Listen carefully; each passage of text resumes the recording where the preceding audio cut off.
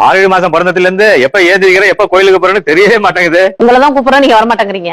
வரக்கூடாதுன்னு ஒண்ணு இல்ல, ஏற்கனவே எனக்கு சளி, மார்கழி மாசம் பனி. ஆமா, மார்கழி மாசம் மட்டும் காலையிலே கோயிலுக்கு போறீங்களா, எதுக்கு? மார்கழி மாசம் பீட மாசம், அதுக்குதான். பீட மாசமா? அப்படின்னா கல்யாணம் காட்சி சுப நிகழ்ச்சி எல்லாம் நடத்த மாட்டாங்க, அதுக்கு சொல்றது. நீ சொல்றது தப்பு. மார்கழி பீட மாசம் கிடையாது, பீடுடைய மாசம்.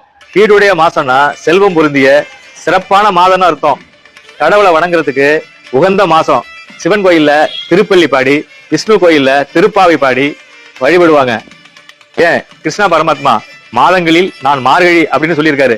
அதனாலதான் கிருஷ்ணன் கோயில்ல மார்கழி மாசத்துல பஜனை எல்லாம் பாடி வழிபடுவாங்க. அதனாலதான் மார்கழி மாசத்துல சுப நிகழ்ச்சிகளை வச்சா இறைவன் வழிபாடும் இயற்கை வழிபாடும் தடைபடும். அப்படிங்கிறதுனாலதான் நம்ம முன்னோர்கள் இந்த மாதிரி சுப நிகழ்ச்சிகள் எல்லாம் கொஞ்சம் தள்ளி வச்சாங்க. தெரிஞ்சுக்க. கோயிலுக்கு வராத உங்களுக்கு எல்லாம் இந்த கதையெல்லாம் தெரியுது எப்படி? எல்லாம் படிக்கிறதா.